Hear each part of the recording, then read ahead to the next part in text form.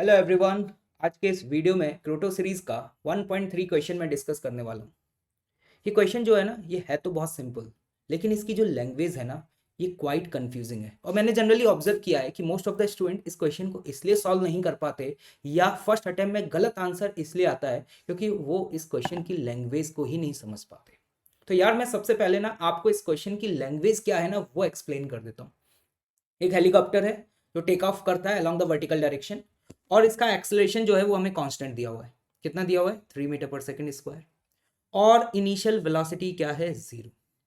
After the time T one time interval के बाद जो पायलट है ना, वो इंजन को स्विच ऑफ कर देता है। यहां पर इस क्वेश्चन की पंच लाइन यहां लिखी हुई है, ये क्या? The sound dies away in the time 30 seconds.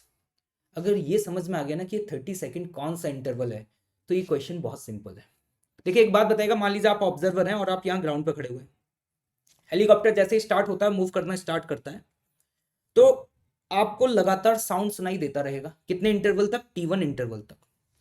Last moment पर जब इंजन शट डाउन होगा, उस मोमेंट पे जो साउंड प्रोड्यूस किया गया होगा उसे पहुंचने में भी तो ग्राउंड तक टाइम लगेगा ना। सपोज इस समय हेलीकॉप्टर एच हाइट ऊपर है, तो लास्ट मोमेंट पे जो साउंड प्रोड्यूस किया है उसे वहां से ग्राउंड तक पहुंचने में जो टाइम लगेगा वो कितना लगेगा? डिस्टेंस कितना? h divided by the speed of the sound. कितना दिया है? 320। तो यहां पर जो टोटल टाइम इंटरवल है जब तक कि वो ऑब्जर्वर जो ग्राउंड पर है उसे साउंड सुनाई देगा, वो है 30 सेकेंड्स। मतलब मैं यहां पे कह सकता हूं, देखो भाई, जब तक इंजन स्विच ऑन था तब तक तो साउंड सुनाई दे रहा था T1। इंजन के स्विच ऑफ होने के बाद भी h डिवाइडेड बाय 320, ये वो टाइम इंटरवल है जब लास्ट मोमेंट पे जो साउंड यहां पे प्रोड्यूस किया गया उसे ग्राउंड तक पहुंचने में जो टाइम लगा।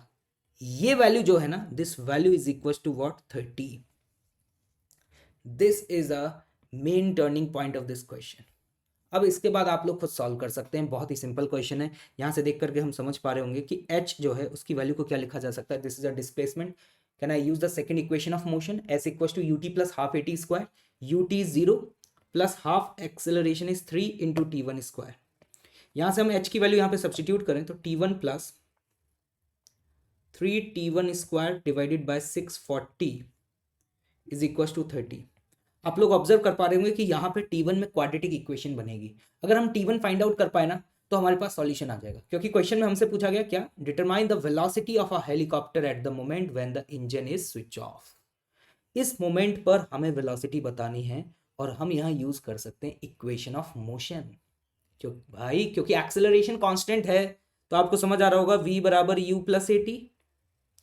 इनिशियल स्पीड 0, एक्सलेशन 3 है, तो डायरेक्टली मैं लिखूंगा 3 इंटू T1। तो बस हमें T1 की वैल्यू पता चल जाए, हमारा क्वेश्चन सॉल्व हो जाएगा। यहां से हम h की वैल्यू पुट कर चुके हैं, इसे क्वाड्रेटिक इक्वेशन को सिंप्लीफाई कर लेते हैं। 3T1 square divided by 640 plus T1 minus 30 equal to 0।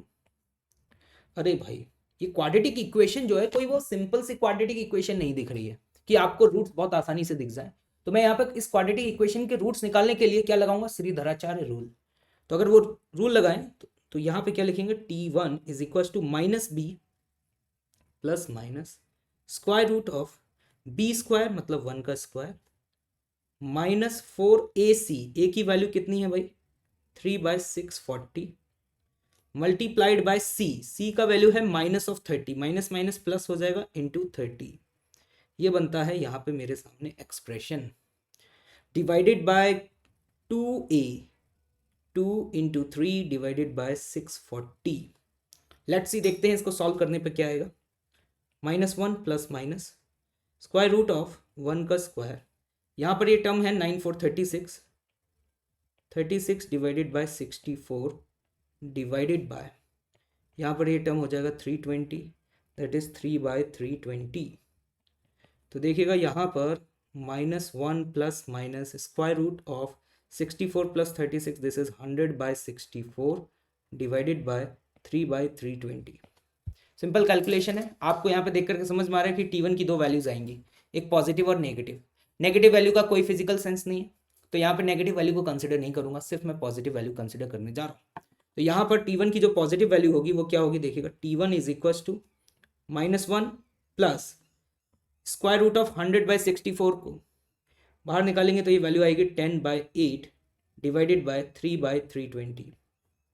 I hope कि आपको क्लियर हो गया होगा। और ये एक्सप्रेशन आपका क्या बन जाएगा, this is 2/8 into 320 divided by 3, this is 40। T1 की वैल्यू आती है 80/3 सेकेंड्स।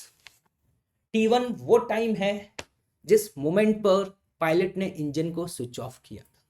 T1 की वैल्यू आप सब्स्टिट्यूट कर दीजिए, आपका आंसर आ चुका है। तो आपको पता है यहाँ पे V की वैल्यू क्या थी बेटा, 3T1। तो यहां पर मैं लिख सकता हूं V is equals to 3 multiplied by 80/3. So your answer will be the 80 meter per second.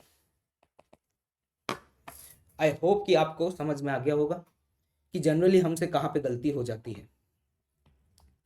तो प्लीज़ अपना फीडबैक ज़रूर दीजिएगा कि आपको ये क्रोटो के सॉल्यूशन किस तरीके के लग रहे हैं, क्योंकि आपके फीडबैक्स मेरी हेल्प करेंगे क्रोटो के सॉल्यूशंस को और डिटेल में बनाने की।